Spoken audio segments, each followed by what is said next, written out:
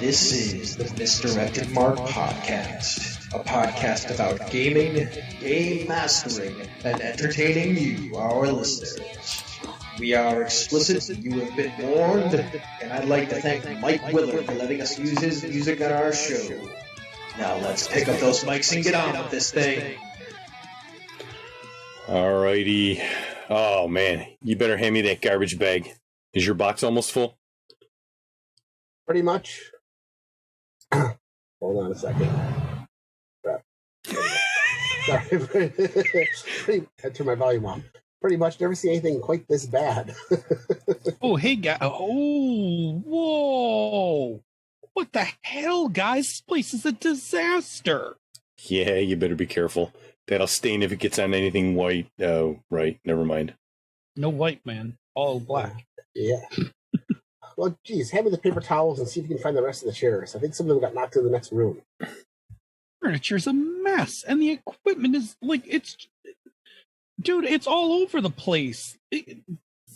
And this looks like this one table's been snapped in half, like a tornado or a Bill's Mafia tailgate happened here. Like, what the hell, man? And what is this? This is sticky. Is this some sort of sticky tornado? Is that jelly? Yeah, we went to the local donut shop again. One with the really big donuts. Jerry got the blueberry jelly and I got the cream. Wait. Neither of you tried to eat an entire donut from there in one sitting, did you? Yeah. Yeah. There was an explosion. A delicious explosion. Pulling everywhere. I got knocked back into the walls. Seriously, and you two didn't think to at least get me one? Next time we'll get you an apocalypse donut. All right. We got a show to do, and we got to clean up from your cataclysm of filling. This is going to take some doing. All right. Give me a paper towel and, ooh, and that chunk of donut stuck to the plate. Thank you. And with that, welcome to the 424th episode of the Misdirected Mark Podcast. Tonight we examine how to run adventures set in the aftermath of a major negative event. Along the way, we'll take suggestions, examples, and questions from the chat room for life before jumping into the after show. But first, my name is Jerry. My name is Phil. And I am, of course, Old Man Logan. Welcome to our show. It's time for the temperature check because we got to make sure we're kosher before we get into the... Phil's making a face. Yeah, I was just going to say, before we actually do our own temperature check, first of all, we just send some love out to our folks in the center of the country, especially those of you in Texas who have no power right now. Yeah. No power, no heat. So at least one member of the Misdirected Mark family is hunkered down, trying to stay warm tonight. There may be others. So if you are in one of the blacked out areas, we hope you're staying safe, staying warm. Stay off those roads till they thaw out. In Texas vernacular, because I live there and have family there, y'all ain't equipped to drive on ice like that. Like, don't. Yeah, true facts. Don't do that. So be safe. Be safe, be warm, and hopefully this cold snap will recede and you guys can get some much needed heat and hopefully some power again. Yeah. Okay, that's all I wanted to say before we kicked into our own temperature checks. But anyway, go ahead, Bob. Please. Yeah, so we need to make sure that we're all right before we head into the house together because safety protocols. So Phil, how you doing? I'm okay. I had a 3-day weekend, which certainly did not hurt. Got a little R&R, which was nice. I didn't go anywhere. But I just didn't have to go to work on Monday, which was nice. Yeah, I don't know. I'm feeling, physically, I'm like a little stiff. There's no place to go right now, right? It's February in Buffalo. It's snowy out and it's cold and I work in the house and my house isn't that big. So I'm not really going anywhere. I'm not really doing anything. And so I'm just getting kind of stiff from not doing stuff. I'll talk about later in the community chat about I've got some ideas about what I might do. But otherwise, emotionally, you know what? Emotionally, I'm feeling good. I after much struggle, I was able to get a vaccination date. So I have a vaccination date in the coming weeks. We'll talk about it more in a couple weeks, but I'm excited I'm excited to have my spot. Yeah. Even though I got to go 2 hours to get one, but I was like, whatever, I'm going. And then I thought about it, and I'm like, oh man, I haven't been like 2 hours away from the house in like six or 7 months. I'm like, Yeah. Like this is a road trip. Put on some Boston, and just head out on the open road. Yeah. Anyway, I'm doing all right tonight. JR, how are you doing tonight? Good. Nice, relaxing 3-day weekend. Got to relax, play some video games. Valentine's Day with my wife, the whole thing. Watch some fun movies and good food. And like you, I also got my vaccine set up for Syracuse. I got mine first thing in the morning, so I'm going to drive out overnight and just crash in the hotel first. But it'll be nice to get it done and then go back again in 3 to 4 weeks, depending on which one we get it again. But we're slowly but surely starting to see people get vaccinated, and that'll be cool. So my wife's already had her second vaccine, so good. She's already all set. So I'm looking forward to not being, as much of a threat to the general populace as I am right now. So. And the populace not being as much of a threat to you. Well, that too. But I really just want to be able to, not be, not feel super subconscious about it, but still wear a mask all the time. So. Yeah, I mean, we're not going to be demasking or anytime soon, but I will feel less nervous about gatherings or pressing hams at Wegmans, trying to get through the aisles and stuff like that. Bobo. Yeah, how's you? I did not have a 3-day weekend. I opted to work today and take the floating holiday on Friday instead. So I will have a 3-day weekend. Last Friday? No, this coming. Oh, nice. Okay. You have to take it after. Yeah. So that'll be what I'm doing. I am beat. I apologize for being loud, Senda. I have no idea what the fuck went wrong with the settings in this system. I loaded all the default settings from the last time, and the system's all jacked up, and I have no idea how to fix it. So, and I'm just dog friggin' tired right now. I had to snowblow the driveway, and that is, as I like to affectionately refer to it, wrestling the beast. And no matter how long it takes, no matter how easy or hard or whatever, I always come in feeling spent.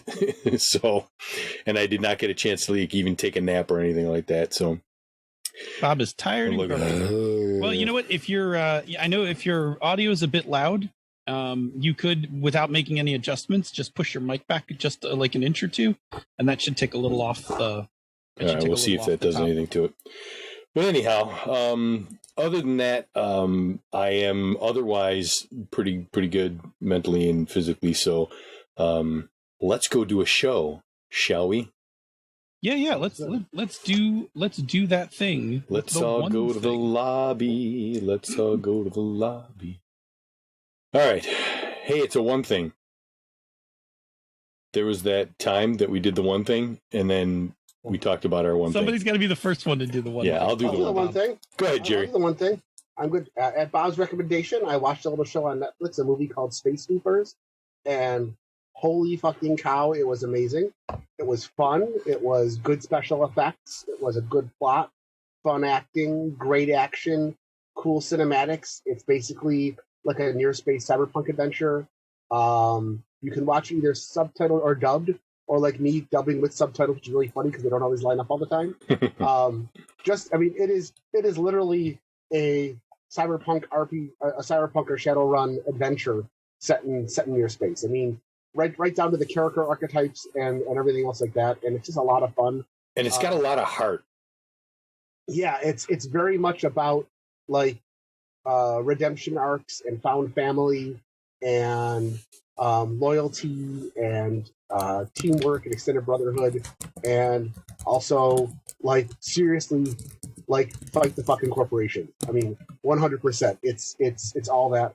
Plus, guns and space battles and robots and cute little kids and everything in between. It's really good. And I don't think there's anything like objectionable either in it, except there is a child who dies like in mention off screen, but aside from that, there's like, I would say that's the only real trigger warning in the whole thing. And it's just discussed about it. So it's available on Netflix. Cool. Available on Netflix. Available on Netflix. I have it saved. I have it saved in my queue. Yeah, I can't take full credit for that because I saw it in the trending on Netflix and went, that looks like it might be interesting. So I said, let me ponder that. And then somebody on Twitter was like, oh my God, this thing is so much better than you think it would be. You have to get on this right now. So I went back and added it to my queue. And then one day I was like, all right, I got time. Let's do this.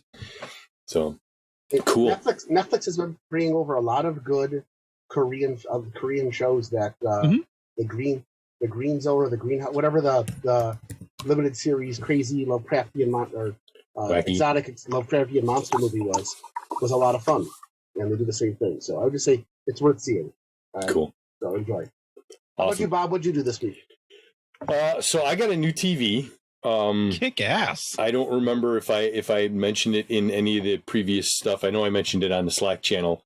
I got a notification from Woot. I get the regular emails from Woot, which is sadly it's an Amazon company because Amazon bought them out. But they send me the emails, and every once in a while I'll pop the email up and I'll just look and see what's currently trending shit that's on sale and at discounted prices and whatnot. And they're like, oh, new TV. And I'm like, $199 for a 40-inch 4K smart TV with built-in built-in Chromecast and voice capability for Alexa or Google Home, which I did not turn on. But I looked at it and I went, you know what? Yeah, why not? For $200? Hell yeah, I'm going to need a new TV in the not too distant future, and it's better than the one I've got. And so yeah. So I jumped on it, and it finally came in, and I set it up over the weekend and actually sat and watched some TV shows and watched a hockey game. And I had to jump around, fumble with, the built-in Chromecast thing wouldn't work for some reason at first. Google Home wouldn't locate it. Excuse me.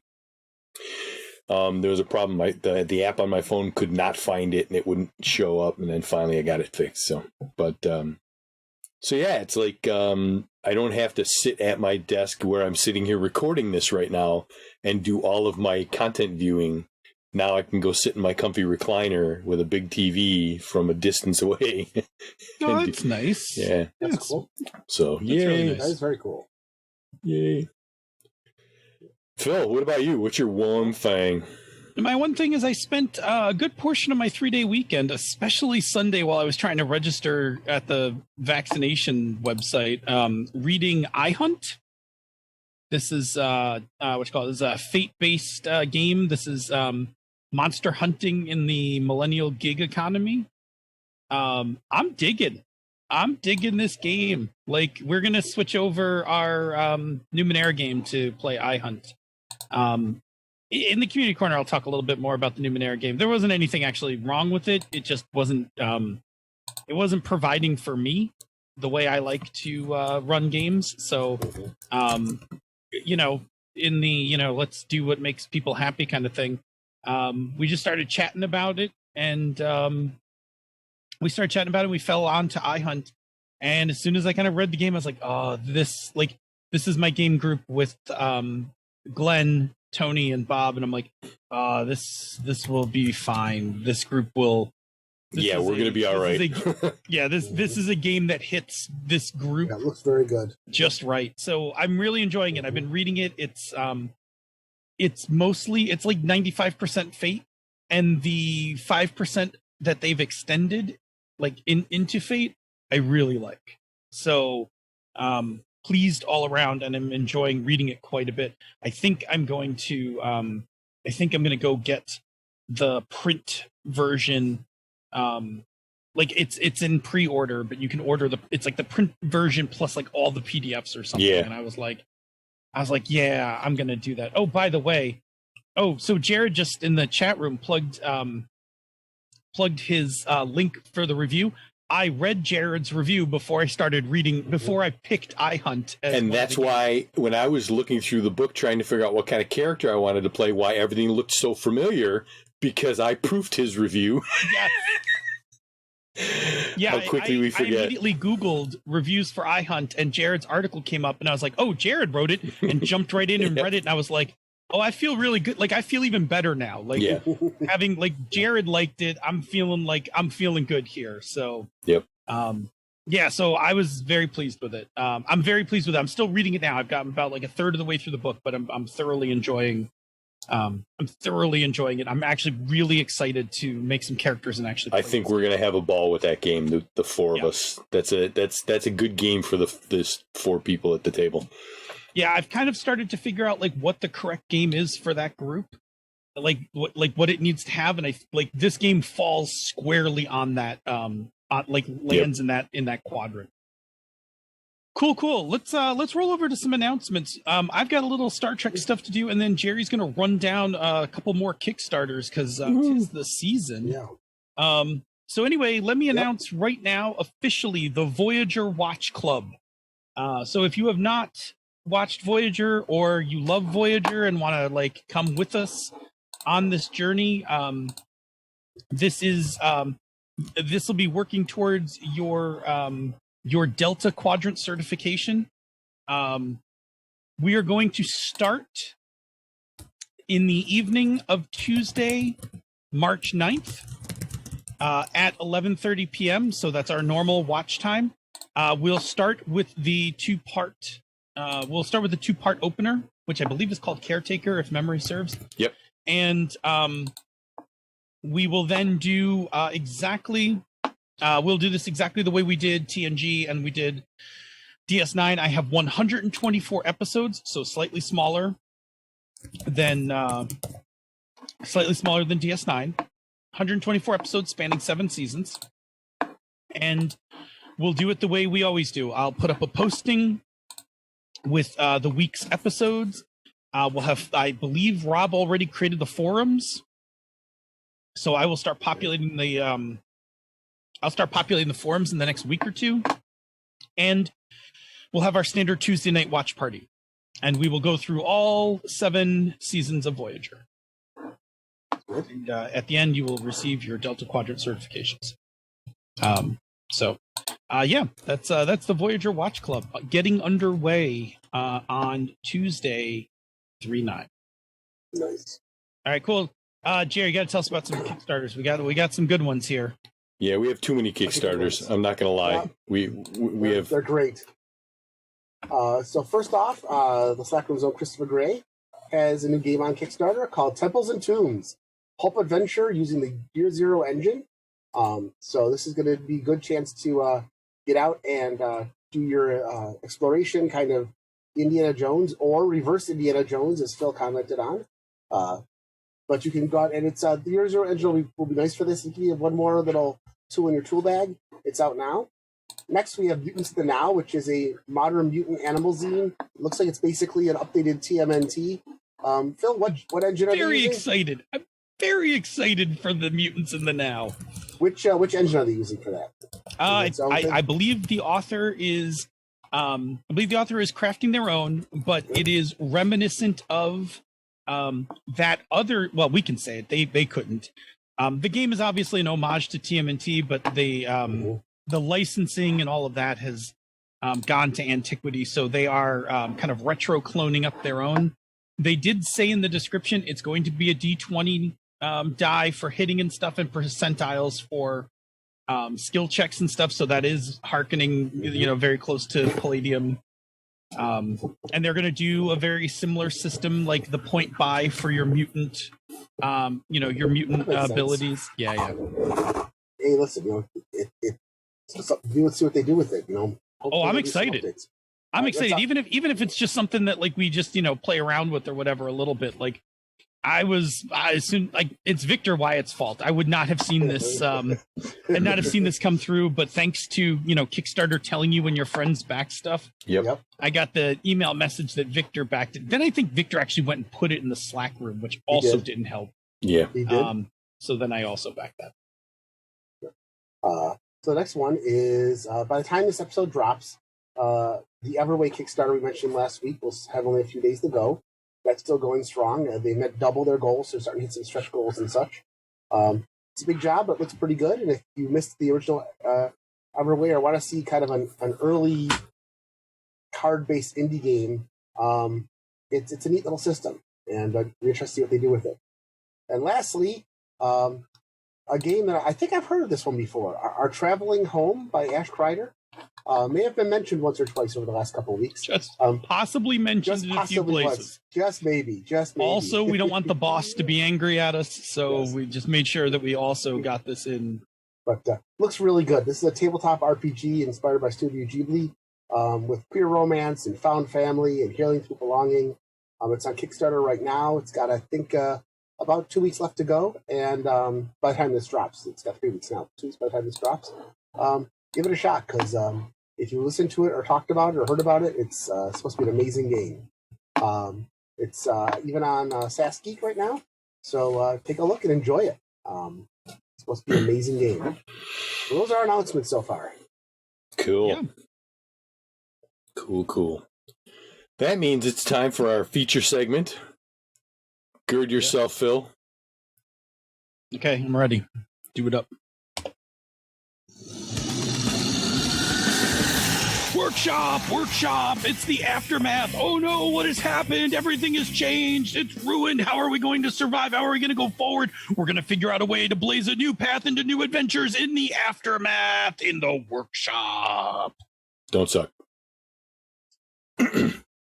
So, tonight we're going to do a workshop on aftermaths. And this topic is inspired by Matt Bonoff, who asked us on Twitter, I really wanted to hear about games where the unstoppable monster is literally unstoppable, shifting the game's focus to rebuilding or dealing with the aftermath. Possible follow-up episode? and so we wanted to follow up, but also expand on the topic quite a bit. Rather than just talk about the aftermath of an unstoppable monster, why not look at all sorts of aftermaths and how to make the best use of them in your games? So tonight's topic is a look at the aftermath, how to figure it out for your story arc, and how to use it to kick off your next story arc as well. And, of course, to get that started, we need to go to the Big Panda to have him lay down some definitions. Behold! You are in the presence of Definition Panda. Alrighty, let's get started with the word itself. Aftermath, the consequences or after effects of a significant unpleasant event. So I'm gonna kind of like pick this apart going backwards, right? Unpleasant event, right? So the definition, the dictionary definition says that this has to be something, unpleasant. And I think they, mean it like in terms of like tornado, flood, nuclear weapon, President 45, that kind of thing, right? So, but I think for RPGs, like we can kind of expand that instead of unpleasant to mean some sort of conflict, right? Because we can have conflicts where heroes win, but we can still have an aftermath from it. Mm-hmm. All right. The next part of this is I'm going backwards through this, through the dictionary definition. Significant, right? In RPG terms, this conflict has to be something substantial to the story arc, right? It can't just be an encounter because, like, that's, it's got to be something more like the climax of a story, right? So, and I'm thinking of this really in terms of story arcs. You could certainly have the aftermath from a single session, but I think for emotional purposes, right, like having something in a longer arc is what's going to be like even more significant. And then consequences and after effects, right? In this climactic encounter that we've had, like shit's happened. And it can be direct or indirect. And we'll talk about that as we get into, as we kind of unpack this further in the segment. So pulling this all together, right, to come up with our RPG definition of aftermath is the consequences or after effects of a climactic or other large conflict that occurs in the story or story arc. And so, aftermaths are things in our games that occur in the story or the story arc or in the campaign. And their best one is more story to come after the aftermath of these events. such as the next story or the next start of a new arc. And if they occur at the end of the campaign, they're much more of a denouement as you close up the campaign than an actual aftermath. I mean, there's still aftermath, right? But like, Yeah. but if you're not going to play, like, if you're just going to stop playing, like, I don't know, it's like good description, but it's not really like setting the next. Exactly. Yeah. Cool. So, assuming that some climactic event has occurred, and I would just like to point out that it was funny when I was looking through the show notes before the show, we actually had a weather episode going because it was climatic. Throughout the show, I had to go and change it to climactic everywhere.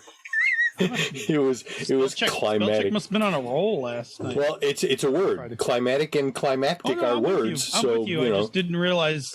I didn't realize I consistently misspelled something. Hey, you were on a roll. You were consistent, so that was good. You know, you spelled it the same every time. But Jerry, how do we determine the aftermath? Bill, the important thing is you typed in Kickstarter correctly. Determine the aftermath. The aftermath is the consequences of the climactic event. So, in order to start, we look at the climactic event and understand what's actually gone on, what's occurred. Yeah, so for this segment, right, our climactic event that we're going to kind of revisit all through the rest of the segment is going to be our fictional space cosmic horror game, where our heroes found the alien in yellow, and his cult followers have attempted to cause a supernova to occur in the star system that contains the Galactic Senate. The alien in yellow and his followers launch a surprise attack on the sun and destabilize it for a few hours until the heroes who were trapped across the galaxy could free themselves and arrive to confront the alien in yellow and his cult. In a fierce battle, the heroes eventually defeat the alien in yellow, not before the destabilized sun has released a number of massive solar flares. And after the battle, the sun still shows signs of kind of continued destabilization. And it's a little bit to take in, but, you know, you can imagine this in the game, right? Like, that's like the good ending of a story arc, right? The heroes come, you know, screeching across the galaxy to find, like, the alien in yellow's, command ship, orbiting the sun and, firing some sort of beam into it, and the sun's getting all wonky and stuff, and big battle. And, now it's over, but, what comes from this battle? Exactly. So, now we understand what's occurred in the climax of the story arc, we now need to look at the consequences themselves. So for this, we're going to do a little bit of a mental exercise. We need to look at the consequences in different concentric rings. Each ring we look at, we want to come up with a few examples. So the first ring is the macro level. This is a level at whatever the world is in your game. How is the overall world or universe or galaxy affected by this event? Yeah, and world, I think we used in quotes because your world could be like a system, a galaxy, a kingdom, a town, right? Like, exactly. Okay. World being in the scope of your game. Okay, so in our example, I'm just going to pull out two world effects, right? The first one is there were a number of massive solar flares during the battle. Those for sure hit things and did damage. So I'm going to say that the galactic data net's main data node was damaged by one of these flares. Like, it was like a satellite orbiting the planet and got hit by one of these nodes. The second thing I'm going to note is that the sun is still destabilized. Like, whatever the alien in yellow did, even though the beam stopped it from going supernova, the sun is like now emitting some weird radiation. So that's our overall world event. But our next one is be closer, and these are the larger organizations that are the major players in the campaign. And how are these organizations and the people affected? And you may want to do a quick inventory of all these groups and decide how this has affected them. Yeah, so I'm just going to pull one out, right, for our example. So I'm going to pick the Galactic Navy. They are, in our fictional campaign, the on-again, off-again antagonist for the heroes, right? Sometimes they're chasing the heroes out of the systems, and sometimes they team up with the heroes against a greater evil kind of thing. In this case, the Galactic Navy took some heavy losses as one of those solar flares ripped through the solar system, because they also were trying to engage the alien in yellow. And, this solar flare just kind of like burdened through like a whole chunk of their armada. Right. And the last thing I want to talk about is the closest ring. these are the things that are personal to the player characters themselves. How are the things of direct concern to all the players themselves affected? And for each character, you want to run through and look at how each character is affected personally by what just happened. Yeah. So in our example, again, going back to our fictional setting, I'm going to look at just one character. We're going to look at Bob's character, who has a brother, Corlin, who is a freight captain in this system. And Corlin's ship was hit by the edge of one of these flares and took heavy damage. And Corlin was actually badly injured when that happened, but is still alive. That gives us another thing to worry about. And so some of this information is going to come out organically in the story as it plays out, and some's going to come out almost immediately. And if you're focused during that session, you can capture these in your game notes. The rest you're going to have to figure out as the session goes on. I do a little bit of a prep exercise. Decide what you want to do with them, and then kind of build them from there. The end result is you should have a long, nice list of names of things that have occurred as a result of this event that can all be used as story hooks or new plots for the upcoming adventures. Yeah, Yes. not by console spark. Console spark. Senda's now watched a sufficient amount of Star Trek, not by console sparks. We're gonna say like some like real shit blew up, like a conduit blew up, and in sparks. So there were conduit sparks and not console sparks. Yeah, conduit sparks are way worse. The Jeffries tube failed. Yeah, that's it. A Jeffries tube collapsed or something. EPS conduit exploded. That's what you want. Yeah. All right. So we stole the main radar dish. So go ahead. Yeah, once we have some idea of what happened, we need to understand the consequences. Phil, how do we take that list and build upon it? Yeah. So now we got to extrapolate. So we're going to do that by taking that list that we worked up and looking at the logical repercussions of all those things that happened. And again, this is like a little mental exercise you can do. You can either do this like on the fly during the game. You can do this like during your prep time. You can do this while you're driving in the car between games, like whatever it is. It's just like a little mental exercise you're going to engage in. And I'll even say this, I'm going to go off script for a second. You could do this by yourself as the GM, or you could do this collaboratively with the players. Yeah. Like you do not have we're going to describe the rest of this as if the GM was doing it. But honestly, this could be a group effort. There's nothing about this that couldn't be sourced out to the players at the table as well. Okay. So the first thing we need to do is look at what are the direct effects of the things that we pulled out of that list. So basically, how is the object at hand or the group at hand or the person at hand affected by what happened? Right. And then secondly, we want to consider the indirect effects, like what things adjacent to that object were then affected. And by adjacent, we mean in all ways. Physically, relationships, emotionally, everything in between, how that's all affected. Some people might not be physically affected by it, but what happened could have a great effect on their allegiances or their relationships or just how they're dealing with life in general. Let's face it. Solar flare goes off and the sun may die off or something. That's going to have an effect on a great number of people once they figure it out. Yeah, absolutely. Yep. All right, so we're going to take one example from each of the rings that we talked about previously, and we're going to look at the direct and indirect effects. So the first one that I mentioned was the Galactic Data Net's main node was damaged by one of the flares. So the direct effect of that is that the flow of data is compromised across the network. The indirect effect is that now spies on the criminals have a window to do some drastic things. This could be a setup for future missions. While the data net was down, these other people had a chance to do different things and kind of get into places that you hadn't seen them go before. Yeah, cool. Right? Like that opens us up to some stuff that we can deal with. Yep. All right, so going one ring in, the Galactic Navy, right, our on-again, off-again antagonists, took some heavy losses from the solar flares. And the direct effect is going to be they're not going to have the firepower or the manpower to pursue the heroes. Or the rebels, for that matter. Or the rebels, for that matter. Sure. I was trying to think of an indirect effect of that, and I was drawing a huge blank, but it was because I was beat from snowblowing the driveway. Okay. Do you want us to jump in? Yeah, jump in with that. Okay. So let's see. So if they don't have the firepower to pursue the heroes, rebels, I'm going to say that they also don't have the firepower to stop other groups, right? So other groups are like sneaking into the system, sneaking in and sneaking out of the system right now. I can give you another good secondary one. There's now probably a bunch of derelict ships or chunks of ships lying around out in space. Oh yeah, absolutely. Space debris.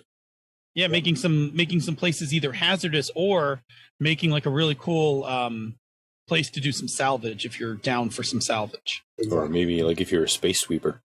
Yeah. There you go. That too. All right, our last one, the personal level, right? Going back to Bob's character, Bob's character's brother, Corlin, right? Corlin's ship was hit by the edge of a flare and took heavy damage, and then Corlin was damaged by the console sparks, but was badly injured but alive. So the direct effect of that is that my character is compromised. I'm not thinking clearly because I'm worried about my brother. The indirect ad lib is that it's going to eventually divert the players from a different goal. They may decide that instead of going after the next agent of the alien in yellow, they're going to follow Bob's character out to go rescue his brother because that's what teamwork does. So it can end up diverting them away from all sorts of different goals. Or in other things, it could end up, putting more clocks on the table, so to speak. Sure. So Excellent. That's always good. Cool. All right. So now you can document out all of these by writing these into your notes, right? You can just keep them in your head. Mm-hmm. If you're good for stuff like that, I know I'm not. So I I got to put this stuff down so I don't lose it. Whatever your campaign management style is, like after you kind of worked through, this mental exercise, you're going to want to stash that somewhere reliable. So again, if you're me, you're just going to open up your notebook and write this stuff down, and then you know where to find it later. Good way to kind of announce to the players, the battle's over. The Navy lies broken across the system. The galactic net is not responding. And Bob picks up a distress signal coming from his brother Corlin out near the edge of the solar flare. Right? What a fantastic kind of denouement after the climax, right? Like now we see this, we just have this description and, we can even fade out. We could just be like, okay, cool. That's our session for tonight. Right? Like pull back. Yep. So, you could, you could play out all the things that that Jerry just described. Like, the players rush to, find Corlin's ship and get them, down to the surface for some medical treatment or treatment on their ship. Or you just fade to black on that. Right. And then we can get ready for the aftermath. Yep. All right. So now we have a grasp of the consequences of what's happened. How can we use that info to set up our next story arc or full story? Well, first, set up the aftermath itself. Typically, the next story or arc takes place sometime, in quotation marks, after the climax. Basically, some time has passed. We have to determine exactly how much. But in any good campaign, we want to simulate the passage of time and simulate the consequences of past actions. So we want to have a list of the consequences to be set against the backdrop of the upcoming story or arc. And this, once again, is something we can start out with by doing a mental exercise. Bill? Yeah, so first thing we got to do is we have to decide of the consequences that we came up with, right? So that list of all the things that we had from, the consequences of what happened. We need to decide which ones are short-term and which ones are long-term, right? The short-term ones, they've resolved themselves in whatever time has passed. So maybe we're playing a month later, 6 months later, whatever. The short-term ones, they're all resolved in that time period. And the long-term, let me back up. So the short-term ones, like I said, we've resolved. So for instance, Corlin's recovered from his wounds and is up and about. We don't really need to go through a whole montage of Corlin healing unless that's what we want to. But in this case, if I'm GMing it, I want him back up on his feet. He got put into the ACTA tank. And and he's okay now. So Corlin's fine. So that's a short-term problem. So second, for our long-term goals, we need to determine if any progress has been made in the time that's passed. Clearly the world's been working on these problems, but many may have not been able to be resolved. For example, the galactic data net is being repaired, but it means that messages are taking weeks to travel to the outer worlds rather than just days. Yeah. Third, we need to see how the rest of the world adapted to these long-lasting changes or disruptions. Right? So with the Galactic Navy low on ships, smugglers have increased their activities, running illegal items to the galactic homeworld. And how the world's adapted, right, is that there's like an increase in terror attacks from the Alien and Yellow's cult. Because they're able to now get illegal items and smuggle things onto the planet that they never were able to before. Mm-hmm. So, fourth, which of the things do we want to put in the background, and which ones do we want to be right up in front of the players have to directly engage them? The background ones are the things that are going to come up as exposition as we study up an next story arc, but aren't necessarily going to be things the characters interact with. Yeah, and the foreground ones are ideas for your upcoming stories or arcs. You might decide the smugglers and cult attacks are going to be in the background, just kind of doing things that set the stage for their adventures, and describing some conversation that the heroes hear of at the space dock. This is going on in the background. Yeah, so, and then you might decide that the Galactic Data Net is something that you actually want in the foreground. That is, you want the players involved in it. And the government wants to hire the characters to recover a powerful AI who was captured by the Alien in Yellow's cultists, who regard it as a reincarnation of the Alien in Yellow, right? So they have this AI trapped on some faraway planet, and now the government's like, hey, ragtag heroes, like, we never always see eye to eye, but you're just the kind of disposable, useful people to go retrieve this AI. Here, fetch some credits, right? And they like throw some credits at you and dance, little monkeys, dance. Yes. Yeah. Right. That kind of thing. Yeah. So these kind of aftermath events are a nice way to kick off a new campaign, but eventually you want to tell different stories. So how do you transition from the aftermath into these new stories? Yeah, so moving on, right? So eventually you're going to want to just move on and like kind of get into your next story arc, your next climactic events. And the way that you need to do that is kind of look at the list of remaining consequences and start to resolve them. And there's three ways that one of these remaining consequences could be resolved. First, obviously, is that players themselves fix it. Through various stories or adventures, the consequences are dealt with, and they stop being an issue once the players deal with them. Yep. The next one is the NPCs fix it, right? Somewhere in the background, as characters are doing other things, they're engaged in other stories, these things just get fixed, right? So just in your story exposition, like, from session to session, just pace them out so it looks like things are getting better. Like, the next time they come back into the system, the debris field where the Navy was is cleared. Or, the next, the next time, the time after that they arrive, the shipyards in orbit are full of, the skeletons of new ships being constructed, as ship construction is now running night and day, around the galactic homeworld. And gradually, like after a few stories, you can just be like, that consequence is no longer a consequence, right? It's gone. I don't know. That shipyard makes an awfully tempting target for some heroes. Yeah, it does. And lastly, sometimes these problems don't resolve. The world just adapts around them. Some things aren't going to be fixed, but the world's just going to find out how to deal with or without it.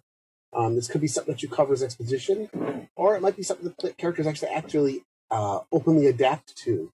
Maybe the data net never comes back up again, and so now the players always have to deal with kind of isolated communities and so on, making things a different universe to play in. Excuse me. Yeah, I'll just say, like, in real life terms, right? Like, they don't like things that don't resolve that the world adapts. Like, in real life, the airport, like the airport experience has never been the same since 9/11. Yep.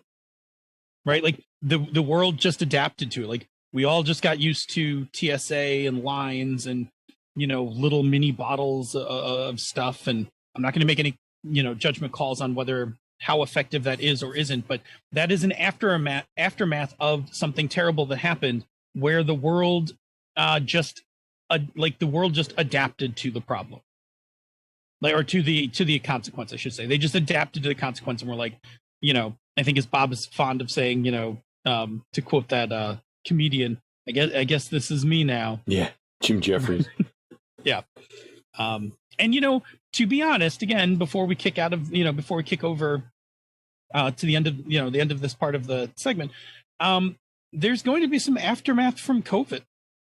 Like there's going to be some consequences of like how we do things as groups of people and how we interact. And in the short term, like some of these may just fade away. Like who knows, 5 years, maybe we're back at conventions, giving soft hugs because Jason's in the room, right? Giving soft hugs and no masks and not a care in the world. Or, maybe we won't see a Gen Con size con, 5 years from now. I don't know. Like, those are the things that we don't quite know yet, or how the world's going to kind of adapt. Yeah. Anyway, so as those things come to resolution, right, you clear the slate, and then you can move on and like kind of kick off like a fresh story arc, right? Because you've dealt with and kind of put all the aftermath of the previous story arc completely away, and now you can like kind of kick off a fresh and new story arc. All right. So that's our general overview of Aftermath. So let's check back in with the chat room for life. But first, Bob is going to tell us about another show on the Misdirected Mark Network. Yes, tonight I want to mention Bone, Stone, and Obsidian. Jesse and Robert take monthly deep dives into the Dark Sun setting and discuss it across all editions of D&D. I miss Dark Sun, although I never actually played it. I just used to hear about it like all the time, and not having it in the current version has made people sad. Yeah. I played it for a little bit, but I am probably the thing that has stuck with me more is that I am a huge fan of Brom, the artwork, artist, the artwork, and the artwork for that game is just iconic. Yep. Yeah. It's definitely a game where the artist set kind of the tone for the entire game as it went. Absolutely. So Jason's saying, have people seen the Space Jammer Kickstarter? I'm going to say that, Space Jammer is the Marsha of D&D settings, right? Like all you ever hear is Marsha, right? Yeah. Like it's always some sort of Space Jammer kind of thing. And then, but what about Dark Sun? Sure, Jan. Yeah, sure, Jan, right? Jan Dark Sun is Jan, right? Like, it's the least loved. Poor Jan. Mm-hmm. They have to do a whole episode to prove that she's loved, and even then, it's not even quite believable. Anyway, for you youngins, Schmitty's not in the room. For you youngins, that's a Brady Bunch reference. Yeah. Either the TV series or the movie, because they did address it in the movie too. They did address it in the movie. Yeah, that's true. Yeah. That was one of the more successful parodies of a. Oh, because they definitely knew they knew what they were doing when they made that. Oh, and then they made a comedy out of a comedy. Yes. So. I would just like to have a serious attempt at making a feature film that's true to the original, rather than spoofing the original. Especially A-Team, exactly. That's I want more of that. A-Team did a great job. Yes. The A-Team movie did a great job of taking a cheesy 80s show with actually, honestly, a terrible human being, because George Papar was actually a terrible misogynist. Yes. Anyway, the movie is a great retelling of A-Team in modern times. Yep. And I thought exquisitely cast. Yeah, I still think it is a Marvel level of casting that took place. Yep. Meanwhile, I think a underrated action movie in every respect. Yes. And then we get the opposite side of it. We get things like Starsky and Hutch. Yes, I was just going to say that. One of my most beloved TV shows from my childhood. And they're like, we're going to do a Starsky and Hutch movie. I'm like, yes. And it's going to be a comedy spoof. No. Ben Stiller. No.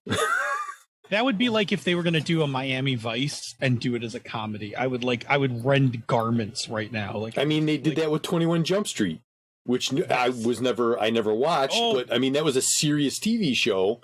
And then they said, we're going to do a 21 Jump Street movie, but it's going to be a funny comedy. Let me just tell you, as a teenager in the late 80s, I fucking loved 21 Jump Street. It was awesome. Even when Richard Grieco was on it, it was still good. I don't think I've actually ever seen an episode of that. It was great. Show. It was a police. I mean, the premise was quite simple. They were all police officers that looked extremely young, so they get picked up for this undercover work where they go into schools. But it was like it was a roundabout way for Fox to do both a police procedural and also to talk about topics that were relevant to teenagers, like drug use, and, like, things like that. It was end of 80s decent. It was decent for its time. I don't know if it would hold up today, but I loved that show when it was on the air. Sorry, I got a little passionate. That's all right. No, it's okay. That's what it's there for. Now that we've sidetracked coffee. Now that we've sidetracked into classic television. Yes. We had our audience. Yeah, we had our audience in the chat room enraptured by our words. So no additional questions or anything at the moment for the topic. But Avi the Jackal's here. Hey, Avi. How you doing? Avi is enjoying the warmth. Yes. As I hear it's quite warm in Australia. I myself am wearing a hoodie in my basement and can't feel my hand because I keep using it to talk and it's freezing. Because Buffalo in winter. Because Buffalo, and I'm technically underground in Buffalo, so equally bad all around. All right, well, let's jump back into the second half of the segment where we're going to do our classic roundtable, starting with the following question. Yeah, all right. What was one of your favorite aftermaths you have experienced as a GM, a player, or even just a consumer of media? So, book, TV show, whatever. I'll be honest, as a player and as a GM, I don't think I've ever actually experienced an aftermath like that. But the early Pathfinder adventure paths, Rise of the Rune Lords, Curse of the Crimson Throne, Second Darkness, especially, and Legacy of Fire, all had like a page or two about what happens if the players lose in the big battle at the end. In Rise of the Rune Lords, they talk a little bit about what Kurzug would do if he took over. But in Second Darkness, the whole plot is the players are trying to keep the Dark Elves from smashing a comet into the Elven lands. And they say, okay, what happens if they screw it up? And it does happen. Here's a campaign idea. Or in Legacy of Fire, the players are trying to basically stop the rise of the little brother of the Tarrasque. And what happens if you don't actually? There's a whole chapter on who are the other siblings of the Tarrasque. But a lot of them had this idea of, okay, your players might screw up and not succeed, and if so, what do you do next? And it wasn't the idea of, okay, your players lose, the world is over, campaign's done. They took it as either your players fail but survive, and this is what they're going to have to go against, or your players fail, and this is what the next campaign is going to be about with your first level characters. Go for it. And I always liked that. I liked the idea of what happens if the players fail, and what could be the apocalypse. And I kind of give Pathfinder credit for not shying away from that, not just assuming that the Dragon Queen is going to be destroyed or the big vampire is going to get killed. And I would like to play in one or more of those campaigns. In some of them, I think they would make for even better adventure paths. Not the adventure paths weren't good back then; they really were. So that's what I would think of. I think that there's a lot of thought about that. And anybody who has access to some of the adventure paths, take a look at what they talk about and how they discuss what to do next. So, Bob? Yeah, for the life of me, I could not think of an aftermath other than the one that Phil's going to mention. You want to share? Do you want to share? You want to share aftermath? Sure, we'll share. You played in the game. I played in the game, exactly. Yeah. So I'll set it up, and then we can talk about some of the aftermath pieces of it. Our Tales from the Loop, Things from the Flood game. We had a big story arc about Glenn's mom having been her molecules scattered over the island, and then and reappearing from place to place. And the player's ultimate goal was to stop Bob's crazy aunt, who was the one who was responsible for dispersing Glenn's mom's atoms all over the island and bringing Glenn's mom back. And we had like this whole climax where they snuck into the loop and they brought her back. and the ant, you guys double crossed the ant. Yep. And got her arrested. And then we used all of that to kind of do our denouement for the campaign. But then we also, when we switched over to things from the Flood, we played the same characters. Yep, we aged them up. All those things had happened to the characters. And there was like a whole bunch of like, it was a mess. What happened. It was a very big mess. They were, these kids were not the same. Yeah. This is one of those things where, you know, like a bunch of people sitting around, and just kind of looking at each other with like glassy eyes going, I've seen some shit, man. And that was... I mean, if I remember correctly, Larry, your mom was an alcoholic, right? Because of everything that had happened at the league. Shit, I was almost an alcoholic. I'd say. Yes, you were. That's right. Yeah, my mom and dad were both drinking heavily. It was... there were trigger warnings throughout that whole thing. Glenn's mom comes back, but doesn't get back with her husband. She's been gone so long that he's fallen in love with another woman, and then that woman left. And then she's like, "Oh, I'm not dealing with this, you know, this weirdness anymore." So she leaves, but he's like, honey," and she's like, "No, we're done." So they split up and. Tony looked like he was like Tony's family was okay, but like Tony's character was not okay. No, like in fact, I think Tony probably was was even more affected than the other two by everything, that to the point where he was just like, "Look, I've seen some shit, and nothing is ever going to take that away." There was a thing in the game that I remember where it was dark or something, and I was like, "Do you have a flashlight?" And Tony was like, "After everything that happened, I never not carry a flashlight." Yeah. And the two of you were like, same. Yeah. And I was like, oh man, these kids are really messed up. Like, they're like, they did not cheerfully get out of the things that happened and move on. Like, and honestly, that was one of the things that actually killed that game.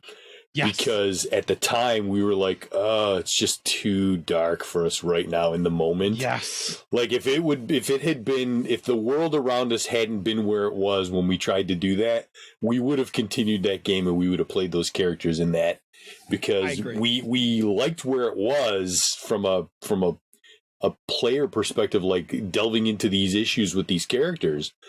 But it was just with everything else that was going on, we were like, too dark, man. Too dark. It was really dark. It was the kind of game like we were all leaving like heavy.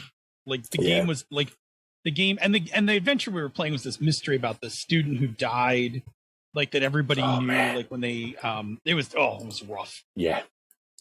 It was good. I would go back and visit that campaign maybe a year from now. Yeah, I'd be willing to try it again. Like a more positive place. But yeah, that was it was good. It was good, and we did a whole session. We did a whole so after the climax, we had like a thing where we kind of talked about, what happened. And then like when we were making the characters, when we were doing the session 0 from Things from the Flood, we did a whole thing about the aftermath of everything that had happened leading up to the Flood, because then we actually did the events of the Flood, because that's kind of like built into the campaign. Yep. But we were like, what are these characters like right before the Flood? And we did like a whole thing about that and kind of grouped together, built the aftermath of all these of all these kids. Yeah. So it was super interesting. Like I really like it, and I love those kids, and I would love to I'd love to do more stories with them, but it was a unanimous decision. Like the game was too dark for the time, and it was just too emotionally heavy when we needed something a lot lighter. We need something lighter. Yeah. Cool. All right, good. All right, yeah, I'm happy to share that one with you, because that was one we definitely both experienced. Jerem? All right. So, next, what are the challenges to making a good aftermath? Yeah, I think my biggest problem is like not overdoing it, right? Like this mental exercise that I kind of laid out in the first segment is kind of the little thing that I do, like just, how I break these things out. And it's like really easy to fall down a rabbit hole and come up with like 30 things that have happened. But you'll fire hose your players trying to like express all that. So you just got to like decide, like, of these like 30 things I just came up with, like, which 5 of these are, one, going to be readily visible by the players, and 2, are the most interesting. Because not every one of the consequences and the direct and indirect effects of them are going to be that interesting. And you want to kind of like kick off the aftermath with like kind of the good ones, right? Yeah. And you might want to bring out the other ones later. Like Marvel's really good at this, right? Like the MCU does this really good thing where there is a whole bunch of story that has been told in the aftermath of New York. Like before Infinity War, like Agents of S.H.I.E.L.D. did it.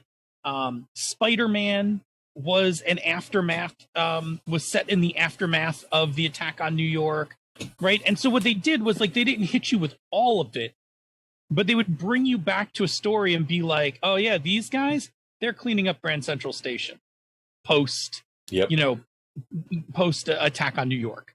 So I think for me, like the big challenge is come up with a number of good ones to make the aftermath really interesting, but don't fire hose your players over it, because they can't keep track of that many things going on around them at once. It'll make it hard to keep them like moving towards a story. For me, I think it's making sure that you get some sort of success out of a defeat. Depending on what happened, the heroes might be feeling beaten. They may have tried hard and failed, and they feel like, okay, great, we just screwed everything over. So there needs to be something immediate they can latch on to move them forward and give them something constructive to do to kind of keep their party morale up. Because you can have this thing where we won but we lost, and that loss may just make them feel like, it doesn't matter anymore. And I've been in those. I've been in games that weren't cataclysmic that had that problem, and so I think that's something that just needs to be addressed and give them something to do. Cool. Yeah, I would say mine would kind of be tangential to what Phil said. Depending on what kind of bullet points you've got from your aftermath, you can end up with the classic analysis paralysis. Like, okay, what do we want to deal with next as players? If you've got more than a couple things, you may sit there and start going, well, hemming and hawing and running through the list. And it's like, you got to try and focus on something, look and see what the big hitter is, maybe what the most potential, which story has the most potential, or like Jerry said, if you've lost, what could be the best way to get yourself a win, to bring the spirits back up. Like, oh, we blew it, we didn't defeat the thing, and now we've got, all these problems. Like, let's go over and hit this thing. This one's not huge, but this one we can take care of and kind of like get ourselves a check in the win column and lift ourselves up and go from there. So that kind of thing. So I would say, I think that's a really good point from a story beat from both what Jerry said and what you're saying, is that like as a GM, if you're going to come in heavy on the aftermath, then getting that early win in the first session of that aftermath, even if it's a small win, is important. Absolutely. Right? The world is a disaster. Like there's no power, on and on and on. But if the players could just like restore the water pumps, like we can work from there. Yep. Yeah, exactly. So it's really good. And I agree with you, Bob. Like it's also another thing. It's also another, it's another thing when you're the GM that sometimes, so depending on how you have your game organized, I could throw out all those details of the aftermath and make them equally weighted. And now I'm putting it on you guys to kind of figure out what to do. Yeah. I could do that and then have a conversation with you guys. Like, okay, cool. This is the here's all the aftermath stuff. And we do like some small either role play or, small adventure. And then I'm like, cool, what do you guys want to deal with in the next session? Yeah. Right. Because that then gives you some choices. Or the other thing I can do, and this goes back to what we were talking about, is I can have some problems and be like, yeah, the power grid's down and the Galactic Engineering Corps has been working night and day on getting the power back up, which is code for you don't need to worry about this, right? Like, yeah, they're already on it.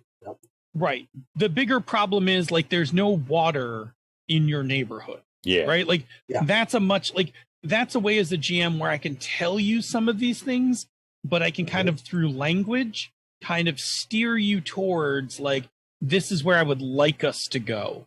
Yeah. Use shorthand to kind of rank them to make the decision a little easier to parse. And again, different conversation if you won, like the Battle in New York. The heroes win. They close the wormhole. They stop the bad guys. They've got Loki in custody. The place is a fucking wreck. Okay? Yeah. So you've done the thing. You've won, but you got to deal with the aftermath. So you're like, okay, well now like maybe we want to focus on what the big thing, the big ticket item is, rather than just trying to get ourselves another small victory, because a small victory is not going to be a huge thing, because you're already riding the partial victory of getting the win and defeating the bad guys, even though it was so devastating.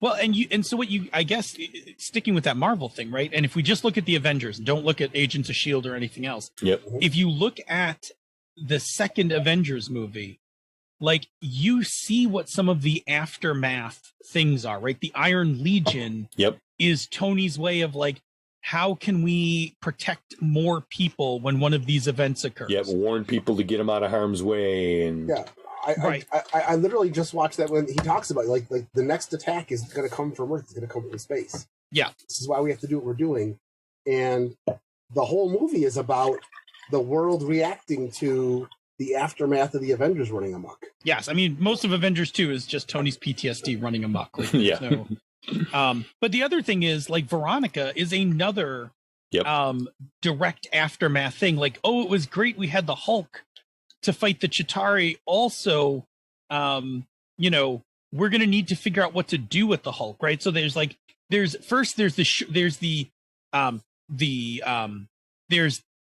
hey big guy, the sun's going down, sun's getting right? low. Like, right. So there's that piece where they have like, oh, we have a method for being able to turn off the Hulk. But then they also have a method like if that doesn't work, if we don't have any kind of control and he goes off, what do we do? And those are Veronica. like definitely aftermath things from those are aftermath things from the first movie into the second movie. Like clearly the character who's playing Tony is like, look, I'm just one Iron Man. Like I spent the entire game flying around the city and couldn't save nearly enough people. Yep. I need to make like some lesser suits that can like disperse crowds and, get people to shelter or provide some basic cover. Yep. I'm going to start building that. Like I'm starting the clock on the Iron Legion project. Yeah. And then if you're Tony, you started like 6 other clocks, right? Yeah. That's like one of his, that's like on his character sheet. That's like one of his abilities is like on your downtime, you can take the research action and initiate 3 clocks instead of 1. Yeah. I remember when that movie came out, and the first thing I was like, why would Banner go along with this? It doesn't make any sense. And then so he's like, Bruce Banner is literally the poster child for bad scientific decisions. I'm like, well, yeah, I guess that's probably true. It makes sense. He played it. Yeah. He exposed himself to gamma radiation. Exactly. Yes. It can't be too hard to convince him to go along with this. No, it made perfect sense. It was well done. That's probably his flaw, right? Like if he's like a fate character, right? Like his trouble aspect is like, isn't a problem that we can't science our way through. So that will lead us into our third and final question for this segment, which is our favorite. I just want to note, Avi's got a good question that we can grab at the end of this for the thing. Yeah. So, what is your secret sauce for a good aftermath? Basically, involve the players, regardless of how you, the GM, see the rebuilding going to occur. Work with the players, see what they have in mind. They might have their own plans on what to do with the down data net. You might be thinking about, okay, they're going to help rebuild. They're like, great, the data net is down. Now we have a chance to build our own data net, with strippers and booze, or whatever. Or they might have an idea of where they want to go. They might want to take over the Galactic Navy or use the power back. They might have their own ideas on where they want the stories to go. Let them do that. You've created a opportunity for the campaign to move on, but you've also created an opportunity for the players to move the campaign in a direction that they're all excited about as well. And with a good group of players, this can spawn all sorts of incredible adventures. And you can still put your own stuff in there. You just might have to shape it around what they want. But you can have you have a chance to basically have 2 to 6 additional GMs with you for a few days, shaping the world to come, and that can be just a lot of fun. Yep. Bill? Yeah, my secret sauce is really I love going through and figuring out how the world reacts to these things. I really love the mental exercise of kind of extrapolating, okay, if this happens, these people will, take advantage of it, those kinds of things. I once, when I was, and this isn't an Aftermath thing, but this idea of playing out consequences, I was doing this history for the superhero world, and suddenly discovered that in the advent of superpowers like telekinesis and telepathy and stuff like that, that a whole market would arise for how to protect against those things, and that it would be fueled massively by the casino industry.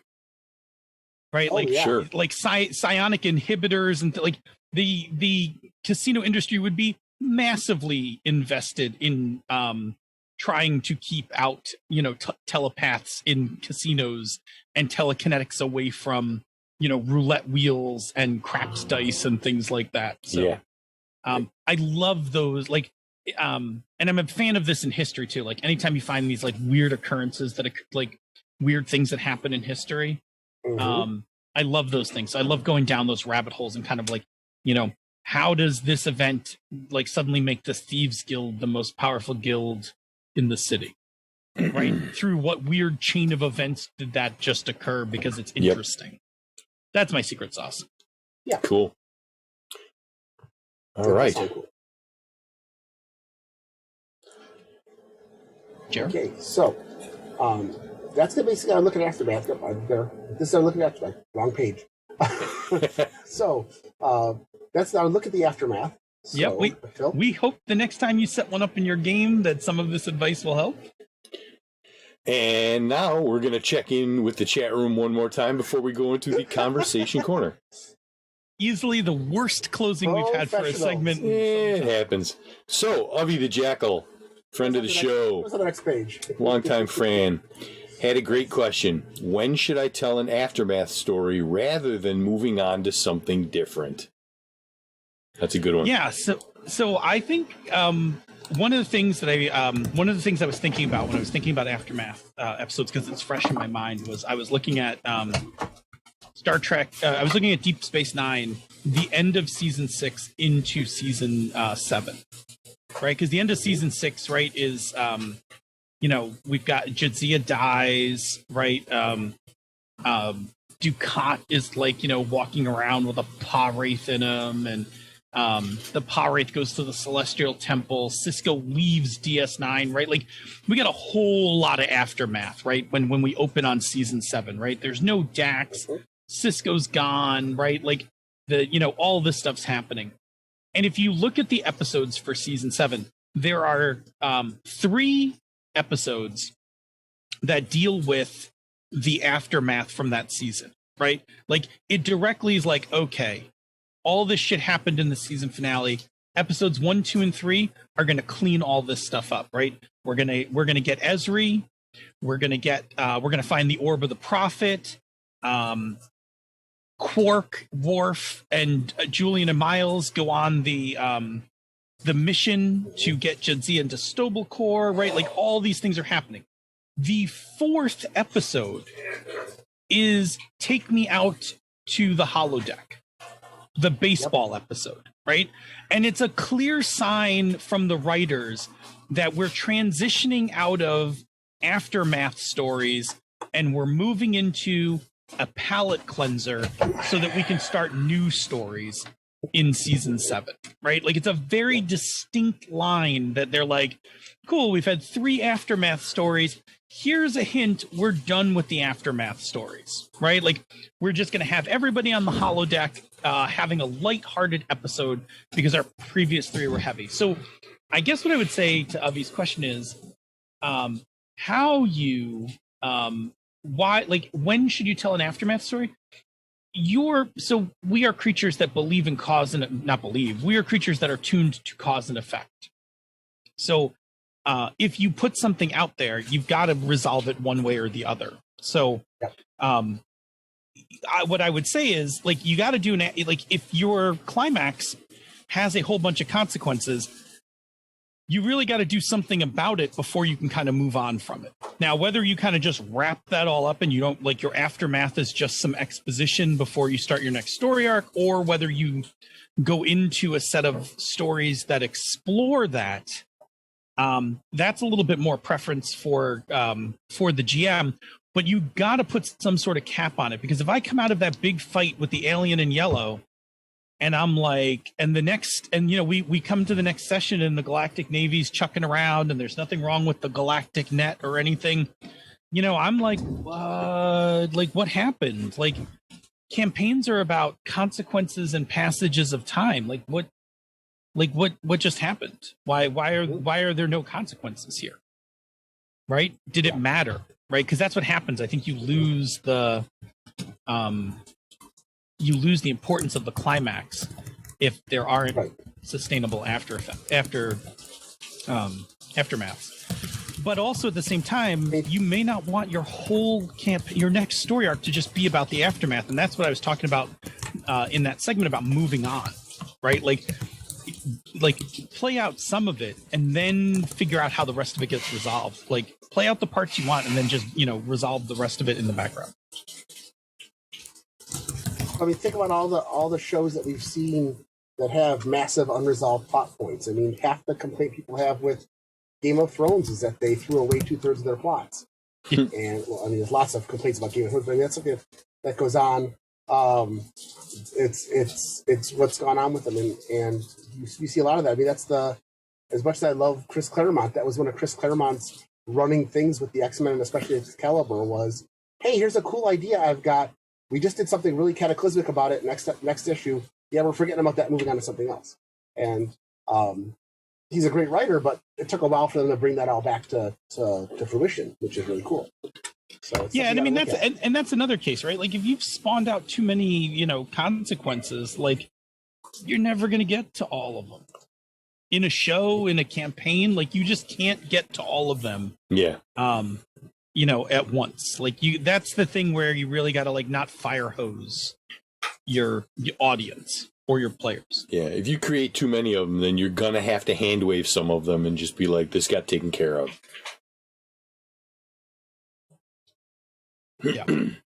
Yeah. There is a long discussion going on about DeBella's and Wegman subs, and Avi the Jackal, who's not from the U.S., is asking about this. Where did this come from? Yeah. Has anyone wondered why Avi's asking about Wegman subs? I've been wondering they myself. Don't have any Wegman subs in Australia. I'm still wondering how Jerry's got this aura where he walks into a DeBella's, and the DeBella's establishment, the organization as a whole, like, reacts to him like an evil entity, and it's like, make his sub shitty. This guy's sub up now. I have placed an order at a DeBella's in Rochester and waited 40 minutes for them to bring it to me wrong. I have had subs there that were mostly bread. I'm with Bob. I don't like cold subs, so I don't like cold cut subs at all. DeBella's just can't seem to make a hot sub to save their life. They're also expensive. Like a $15 sub that's got 2 pieces of chicken on it and a couple strings of lettuce. I've had hot subs that were served cold. I've had subs that were obviously microwaved. I've eaten at DeBella's like 6 times, and I'll tell you what, I would go to a gas station Subway before I go back to DeBella's again. Yeah, that's really interesting. I have never had I'm with Bob, right? Like I've never I'm not discounting because I've gone and eaten with Jerry, so I've seen some of this myself, but I've like never had a problem. Like I go to DeBella's, I get a sub, it's a sub, it's good. I was gonna say the bit of the story is that Wegmans hired DeBella's to model their subs on. So the really ironic part is that there is like my Wegmans and the DeBella's are like less than a mile apart.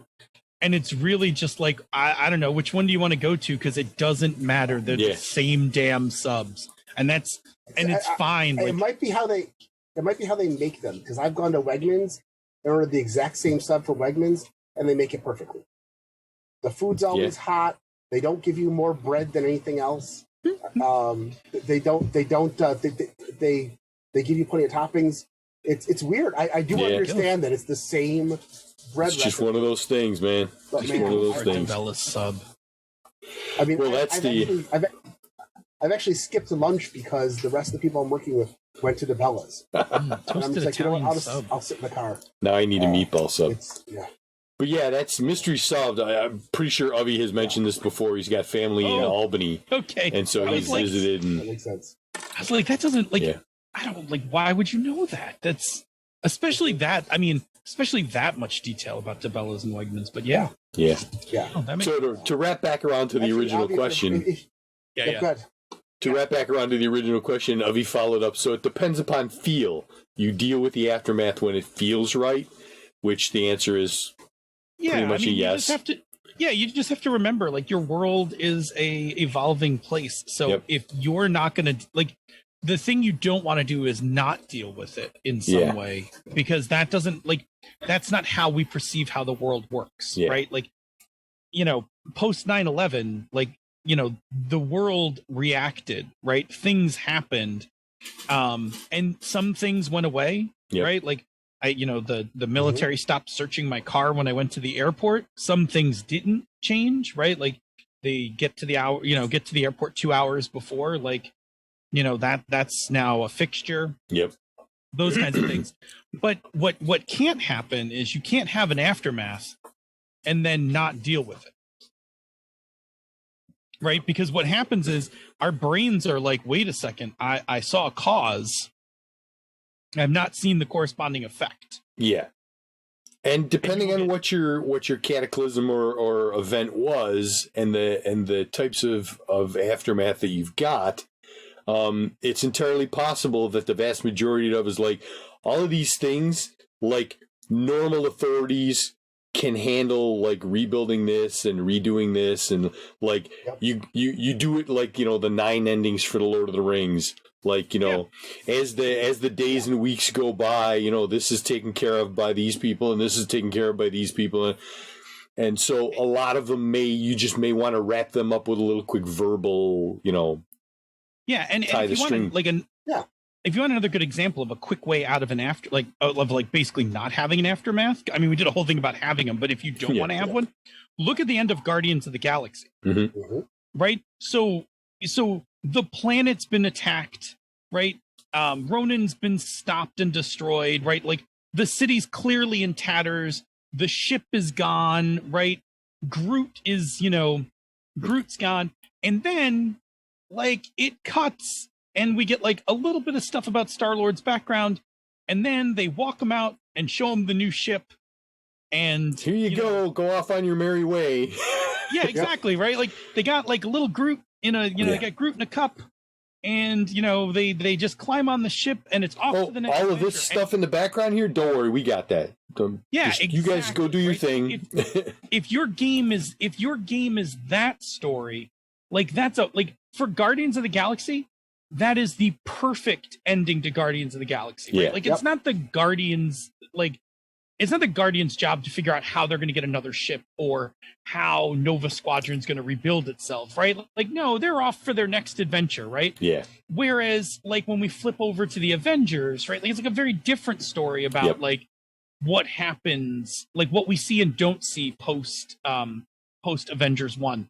So yeah, you can by feel, like, as long as you explain it away, right? Like, clearly Nova Squadron is, you know, like, the people of Xandor are rebuilding their rebuilding their city, and they're putting the stone in the vault, and by the way, they gift you a new ship, because I totally would do that as a GM, right? Like, you crashed your ship, I'm totally going to give you a new ship. Yep.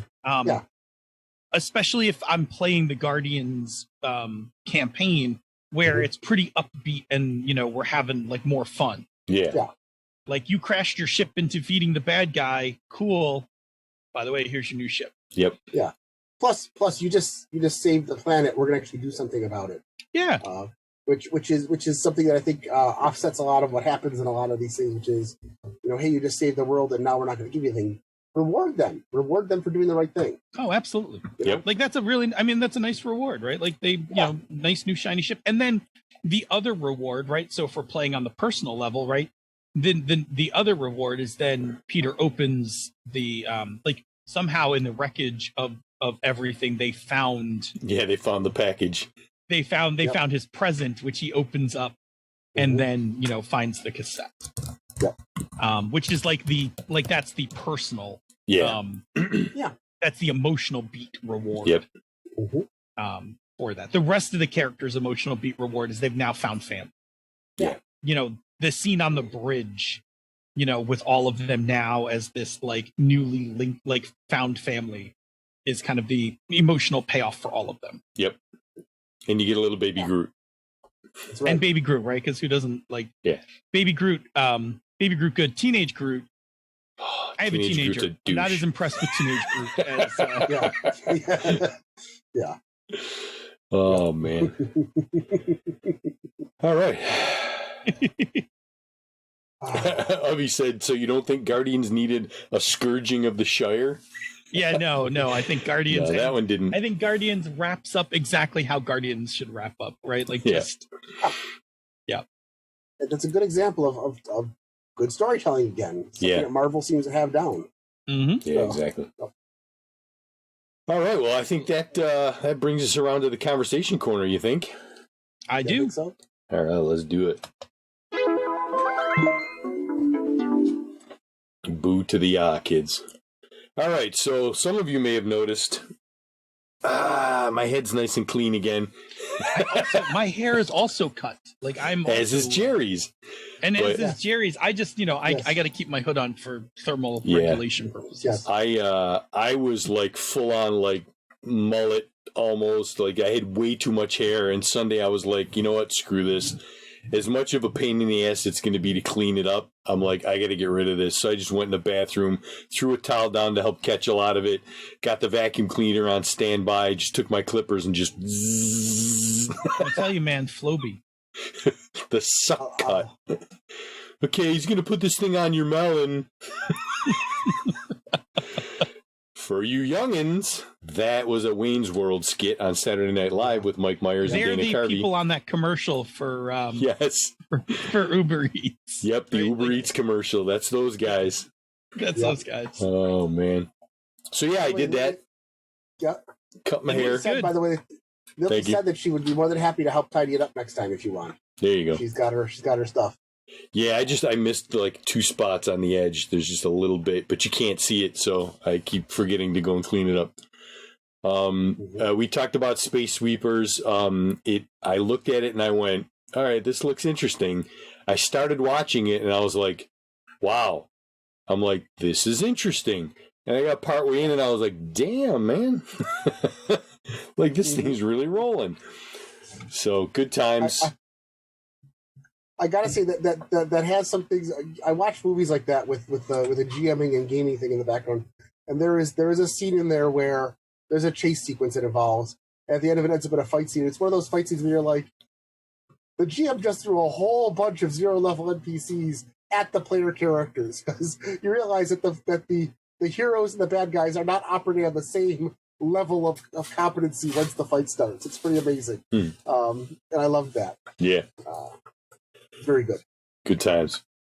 WandaVision, of course, is killing it. Chef's kiss. Oh, yeah, exactly. I saw some article whining about WandaVision. There was a person that went on the Twitters and said basically like, oh, This is like so boring, being dragged out, little pieces doled out a week at a time. You know, it's like, that's television, my friend. That's how it used to be for 100 billion years. Yes. That you used to get it a week at a time. And it's good storytelling in this instance. I'm like, come on. I feel like Bane in this. I was born to the television, molded by it. Yeah, it's like, come on, man. Like that. Like something happened and you have to wait a week? Yeah, that was my entire childhood. If we were waiting a week and it was anticlimactic each week, or it sucked each week or whatever, like, there'd be one thing. Yeah. But like, it's good. It's a story being told well. So dude, I'm every time that show ends, I'm sad it ended. Yeah, like, I'm just like, can't wait for the next one. Like, yay! I'm like, we're out of time already. Oh man, like. Yeah. Yep. Yeah. So that's kicking. Doing prep for iHunt, which like, as we said, looks like it's going to be a lot of fun. I was thinking about what kind of character I wanted to play, and then a thought came to mind. What if, instead of being bitten by a radioactive spider and going down the great power, great responsibility track, Peter Parker was instead accosted by a monster that killed his Uncle Ben, and he decided that he was going to take up the fight against monsters in the darkness, and started working out and buffing himself up and making himself faster, and learned how to use some weapons. And I'm like, all right, this is where I'm going. That's my new character. Yeah, so that should be interesting. Friday night we had our Streets of Avalon game with Jared, who is, of course, killing it. A lot of killing going on. And once again, just some situations where the party gets into it and it's like, oh man, this could go very poorly, or this could be awesome. And luckily we're leaning towards the awesome a lot, but it's such a fun campaign. It's a lot of fun. What else is going on? Yeah, I already talked about the TV. So yeah, I guess that's a bit of enough for me. I keep rubbing my head because it feels cool. What about you, Jerry? Well, as was mentioned, my wife decided to buy over $100 worth of trimming equipment, and then go on to the internet and teach herself how to cut hair better. Which she did a great job the last couple of times, but my wife likes to learn how to do things better, and she loves toys. So the same day that Bob got his hair cut, my wife cut my hair, and I like it, and she likes it, which are the two important things. As far as I'm concerned, those are the only two important things. But no, seriously, it's a nice haircut and all that. And all joking aside, she did actually volunteer, Bob, when you made a comment that you missed a spot. Anytime you want to come over, she'll take care of trimming you up. Yeah, she did that. Of course, I've been playing video games this week. WandaVision was excellent. Can't really say much more than just they created good characters, and they keep creating good characters, and that's what I want. I will follow these people to the end of the story. Kids on Brooms, our Kids on Bikes campaign ended 2 weeks ago, and so this week we did Glenn Seiler started his new Kids on Brooms game, where we're all playing witches and such in a magical academy. And that proves to be interesting already, because the players involved are very big on creating complications for each other during character generation. So Session 0 was all about creating interesting plot lines that actually are going to cross over. So I'm looking forward to that. And I've been just getting into a lot of unusual music, a lot of video game-based music. I like to go and find out what bands performed on them and then follow them down the rabbit hole. So I've been kind of bopping out to crazy techno music and fun stuff like that, which is kind of out of place for me, but I'm kind of opening up a new genre and finding the things that I like in different musical genres and moving further into them. So that's always nice. Finding things you like. Bill? We go with wild techno music. Wild techno music. Thank you. Wild techno music. Thank you. I myself can't say anything else about WandaVision other than I'm also still enjoying it. So we've all said that. On Saturday, I showed my kids Uncle Buck. Yeah, baby. Which is which is just an 80s movie I adore. Yes. I love Uncle Buck. Mm-hmm. So we had some fun watching that. my son is now old enough to get some of the jokes in that movie. So it was a lot of fun. So we watched Uncle Buck, and so that was like our Saturday night thing. I bought a backpack the other day. Like, I got an email from Topo Designs, which is a bag designer I like, that they were having 50% off sale on certain bags. And I was like, I don't know. I haven't really had a need for a bag in a while. So I like popped on the site, and they had this like nice roll top 10 liter, which is, pretty small, 10-liter bag, for $34. It was half off. And I was like, well, I'm like, $34. That's an impulse buy. And also it's a Topo.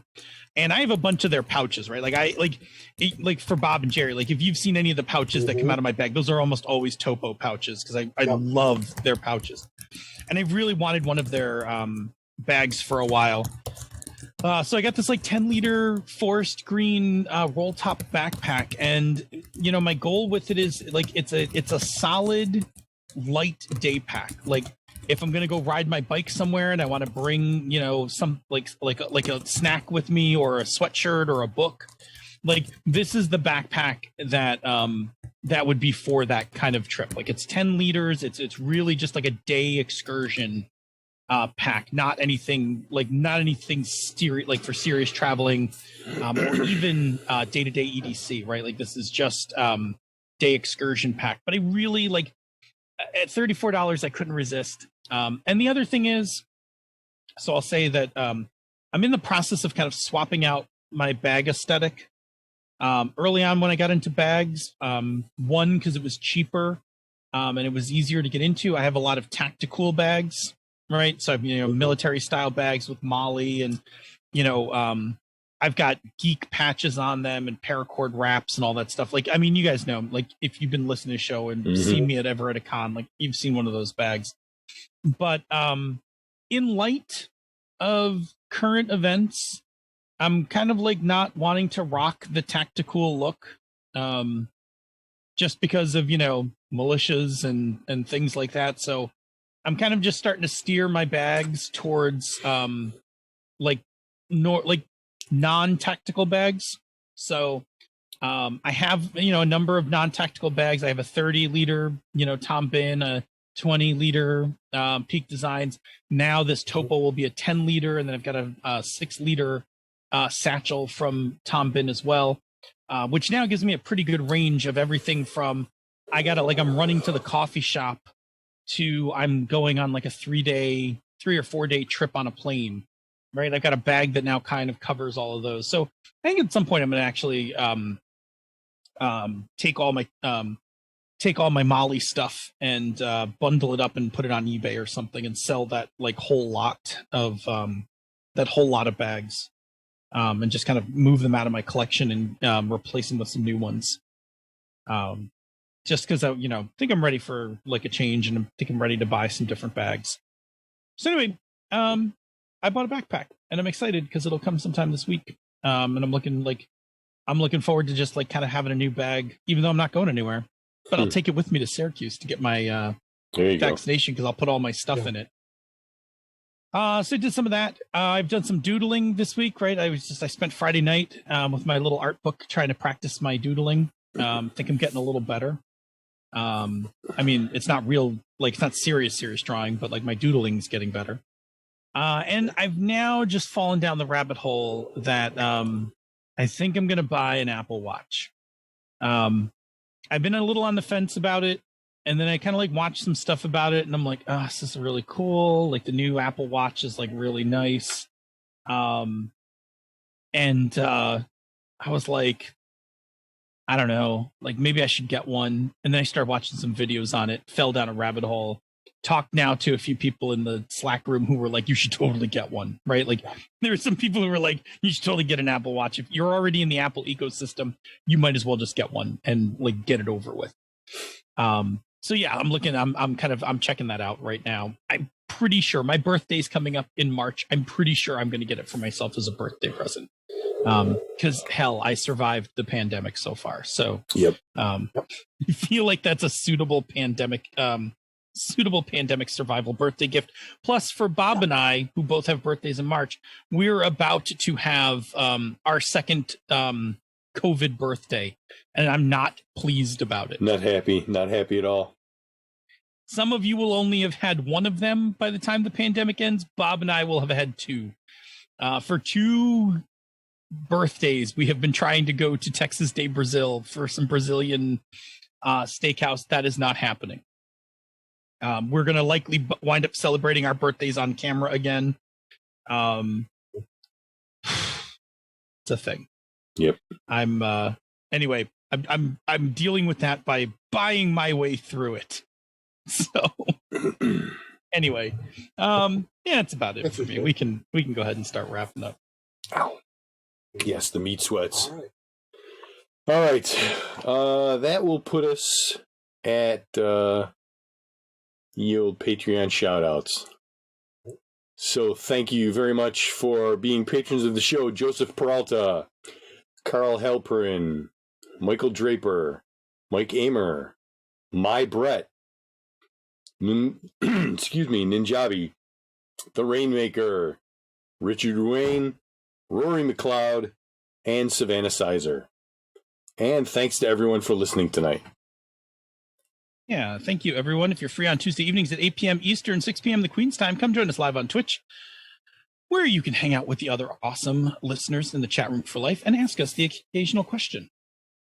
If you cannot make the live show, check out our podcast each week, wherever you get your podcast.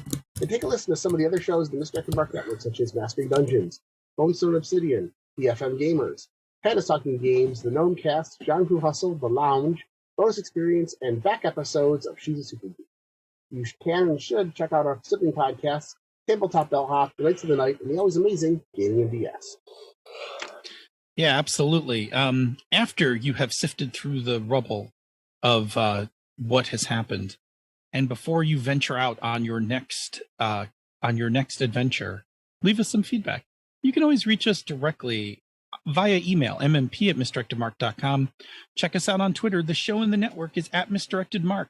He's Robert M. Everson. He's GM Gerrymander, and I am DNA Phil. If you like what we do here and on the other shows in the Misdirected Mark Network, you can support our Patreon campaigns. MMP, Mastering Dungeons, and Pandas Talking Games are at patreon.com/MMP. Zhanghu Hustle is at patreon.com/Zhanghu Hustle. And Bonus Experience is at patreon.com/Bonus Experience. Patrons of MMP, Mastering Dungeons, and Pandas Talking Games get access to the after show, pre-production show notes, musical parodies, the Bamboo Lounge, and other special releases. This has been a Misdirected Mark production. The media arm of Encoded Designs. Mic drop. We out.